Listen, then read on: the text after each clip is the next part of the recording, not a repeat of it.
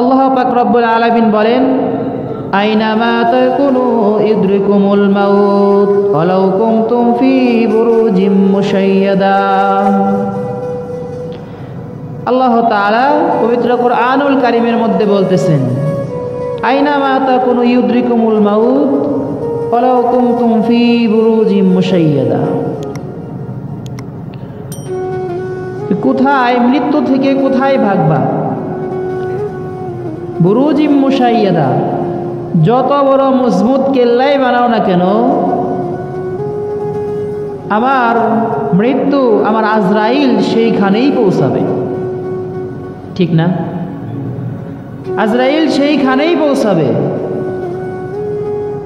অনেকের মনে প্রশ্ন জাগতে পারে, শাবান মাস, সামনে রমাজান মাস আসতেছে, হুজুর কোন আলোচনা শুরু করব? আলোচনা যখন শুরু হবে কিছুক্ষণ পরে বুঝতে পারবেন কেন এই আয়াত আমি তেলাওয়াত করেছি। তো আল্লাহ পাক রব্বুল আলামিন আমাদেরকে বলতেছেন যে আইনা মা তাকুনু ইউদরিকুমুল মাউত ওয়ালাউ কুনতুম ফি বুরুজিম মুশাইয়াদা। মৃত্যু থেকে কোথায় ভাগবা? ভাগার কোনো জায়গা নেই, এবং যত বড় মজবুত কেল্লাই বানাও না কেন সেইখানেও আমার আজরাইল পৌঁছাইবে।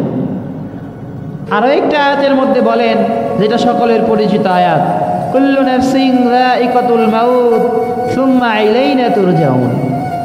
এখানে কুল্লু শব্দ দ্বারা উনি সমস্ত প্রাণকে বোঝাইছে, শুধু এখানে মানুষকে বোঝায় নাই।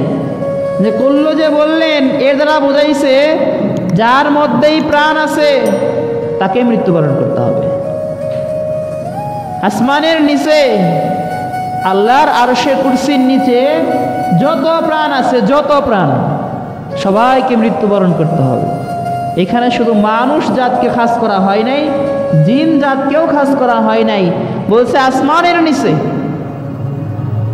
আরশে কুরসির নিচে যত প্রাণ আছে সবাইকে মৃত্যুবরণ করতে হবে। মৃত্যুর স্বাদ সবাইকে গ্রহণ করতে হবে।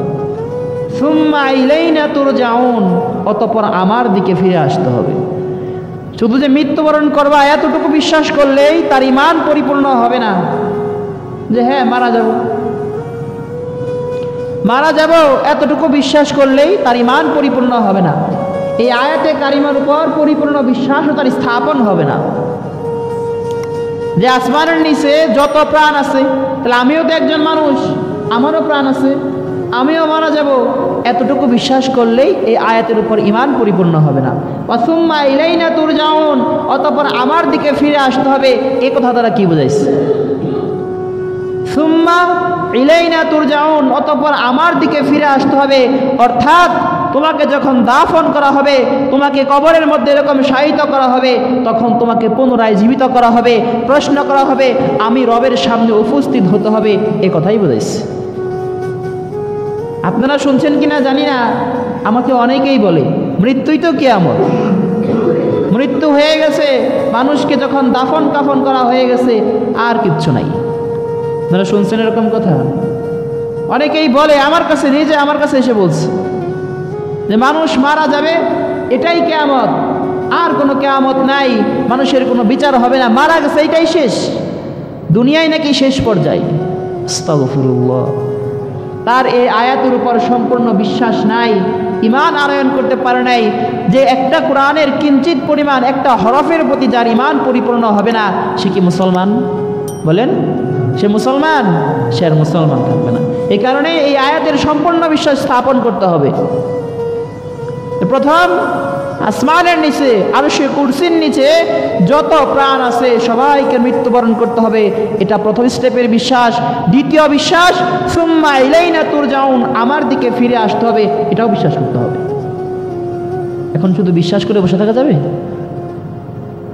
শুধু বিশ্বাস করলাম, বারবার বলি, ঈমান 3 স্তরের নাম।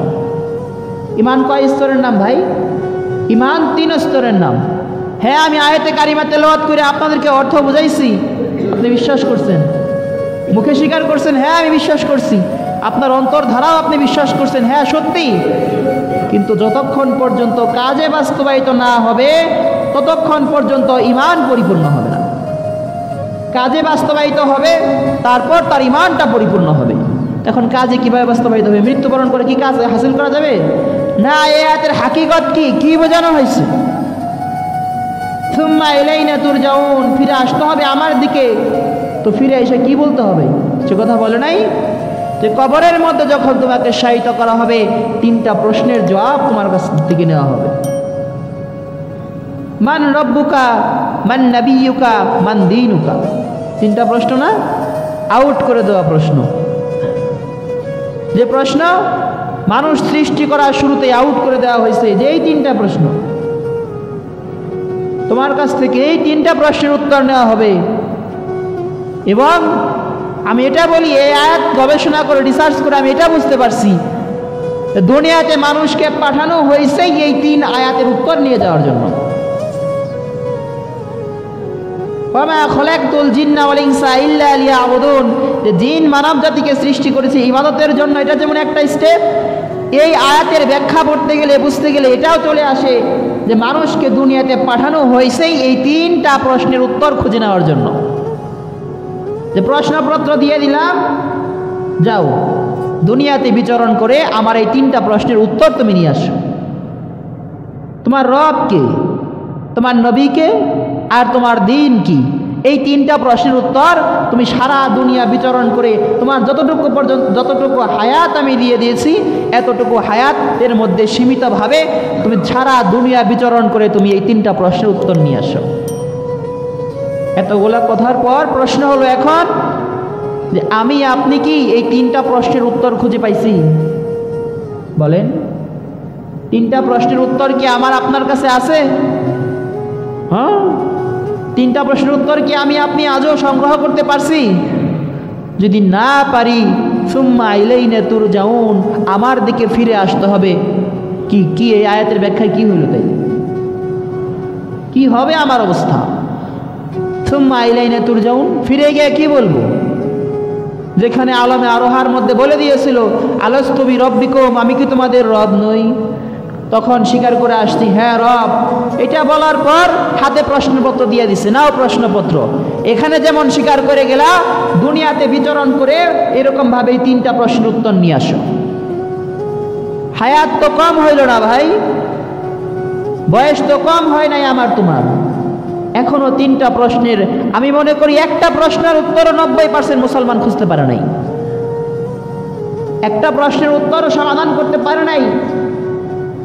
তা হায়াতে জিন্দিগি তো শেষ পর্যায়ে চলে আসলো, আর কবে এই 3টা প্রশ্নের উত্তর খুঁজে নিয়ে যাবো? অনেকের মনে প্রশ্ন, কে বলতে পারি না। মান দীনুকা, আমার দিন ইসলাম। মান নবিয়ুকা, আমার নবী হযরত মুহাম্মদ সাল্লাল্লাহু আলাইহি ওয়াসাল্লাম। মান রব্বুকা, আমার রব আল্লাহ, আমি জানি।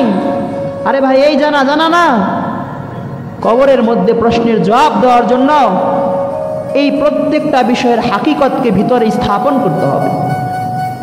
মান রব্বুকা, তোমার রব কে? এই যে রব কে, আমার রব যে আল্লাহ, এই আল্লাহকে ভিতরে স্থাপন করতে হবে, ধারণ করতে হবে, তার হুকুম আহকামকে ভিতরে ধারণ করতে হবে, তবেই জবান থেকে বের হবে আমার রব আল্লাহ। রবের প্রতি পূর্ণ ভালোবাসা স্থাপন করতে হবে, তার প্রত্যেকটা হুকুম আহকামের প্রতি শ্রদ্ধাশীল হতে হবে, তবেই জবান থেকে বের হবে আমার রব আল্লাহ। রবের হুকুম 5 ওয়াক্ত নামাজ ঠিক মতো আদায় করতে হবে, তবেই জবান থেকে বের হবে আমার রব আল্লাহ। রবের হুকুম হজ, যাকাত, রোজা, এই যে সামনে রমাজান মাস আসতেছে, হায় আফসোস, অনেক সুস্থ শরীর মোটা তাজা মানুষগুলা রোজা ছেড়ে দিবে, আছে না? বানিয়ে বলতেছি, রোজা ছেড়ে দিবে। তাইলে কিভাবে সে রবকে ভালোবাসে, আর কিভাবে ইমান রব্বুকার প্রশ্নের উত্তর সে খুঁজে পাইছে? সে পায় না ইমান রব্বুকা প্রশ্নের উত্তর সে খুঁজে পায় না এখন। যদি পাইতো, যদি সত্যিকার অর্থে ইমান রব্বুকা এই প্রশ্নের জবাব সে খুঁজে পাইতো, সে সুস্থ শরীরে রোজা ছাড়তে পারতো না। সে সুস্থ শরীরে সক্ষমতা থাকা অবস্থায় নামাজ ছাড়তে পারতো না। রবের প্রতিটা হুকুম সে মানতে বাধ্য থাকতো, যদি মান রব্বুকা প্রশ্নের উত্তর সে খুঁজে পাইত। এই মান রব্বুকা প্রশ্নের উত্তর খুঁজে পাই নাই, এই কারণে ইসলামের প্রতি, দ্বীনের প্রতি, ধর্মের প্রতি আমার তোমার এত অবহেলা? একটাই কারণ, রবকে চিনতে পারি নাই। আমার রবকে সেটা আমি জানি না এখনো। বাপদাদারা বলে গেছে রব আল্লাহ, সেই সূত্রে আমি জানি রব আল্লাহ। হাকিকত ভাবে, বাস্তবিক ভাবে এখনো জানি না আমার রবকে। সত্যি যদি জানতাম আমার রব আমাকে কতটা ভালোবাসে, কতটা বিশ্বাস করে, কতটা মহব্বত করে বানাইছে, দুনিয়াতে কতটা আশা নিয়ে পাঠাইছে, যদি এগুলা জানতাম এক ওয়াক্ত নামাজ ছাড়া সম্ভব হইতো না। আর এক সপ্তাহ না খেয়ে থাকা সম্ভব হইতো, কিন্তু এক ওয়াক্ত নামাজ ছাড়া থাকা সম্ভব হইতো না। আমি জানি না আমার রবকে, জানি শুনে শুনে যেটা জেনে আসছি। আমার দাদা ছিল মুসলমান, সে বলছে উপরে একজন আছে আল্লাহ। আমার বাবা ছিল মুসলমান, সেও বলছে উপরে একজন আছে আল্লাহ। আমি মুসলমান, আমিও শুনতেছি এরকমভাবে উপরে একজন আছে আল্লাহ, সেই সূত্রে জানি আল্লাহ আছে। কিন্তু হাকিকিভাবে এখনো জানি না আমার রব আল্লাহ কিভাবে আছে। জানি বলেন, কথা কয় না, জানি না। যদি জানতাম ভাই 5 ওয়াক্ত নামাজ আমার দ্বারা সম্ভব হইত। রমাজান মাসের 30টা রোজা, তারাবি, তাসবিহ, তাহলিল, কোরআন তেলাওয়াত আমার দ্বারা সম্ভব হইত যদি জানতাম আমার রব আল্লাহ। জানি না, মুখে মুখে শুই না মুসলমান রব আল্লাহ। সেই শুই না মুসলমানের কারণে আজও 5 ওয়াক্ত নামাজ আমি ঠিক করতে পারিনি।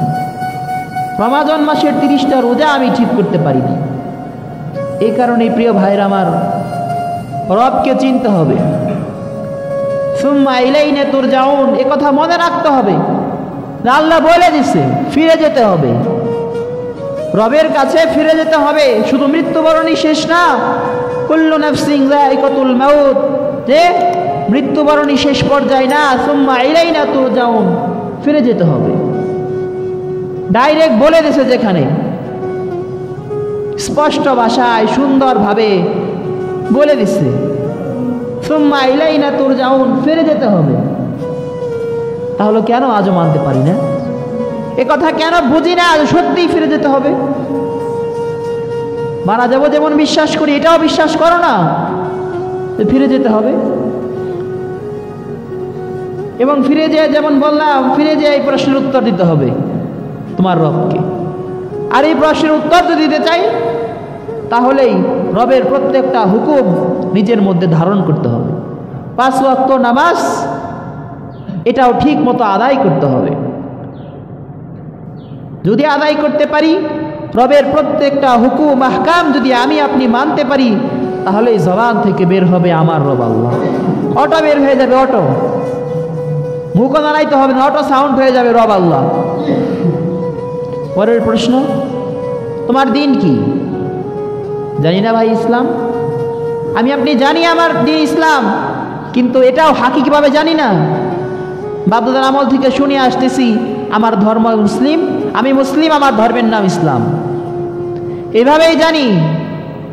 কিন্তু ইসলামের ভিতরগত দিক, ইসলাম কি বলে, কেন বলে, এগুলা জানি না। তাহলে কি ইসলামকে জানা হয়েছে? বলেন, শুধু পারিবারিক সূত্রে, বংশীয় সূত্রে জেনে আসছি আমি মুসলিম, আমার ধর্ম ইসলাম, শুধু এতটুকুই জানি আমি আর আপনি। কিন্তু কেন আমি ইসলাম ধর্ম কি বলে, কেন বলে, কোন উদ্দেশ্য নিয়ে বলে, এগুলো আমি আপনি আজও জানি না। যদি জানতাম, একই কথা, 5 ওয়াক্ত নামাজ ছাড়তাম না। 5 ওয়াক্ত নামাজ ছাড়তাম না, রমজান মাসে সুস্থ শরীরে রোজা ছাড়তাম না, সম্পদ হয়ে গেলে যাকাত, হজ এগুলো ছাড়তাম না। কালেমার হাকিকতকে আমার আপনার মধ্যে আমি আপনি বাস্তবায়িত করতাম। আমি আর আপনি কালিমার হাকিকতকে বাস্তবায়িত করতাম। কিন্তু ইসলাম কি, কেন বলে, কি উদ্দেশ্য বলে, এগুলা না জানার কারণে আমার আপনার অবস্থাই আজকে অবস্থা।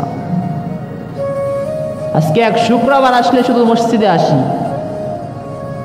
তা সব না, তাহলে সব আসে এমন না।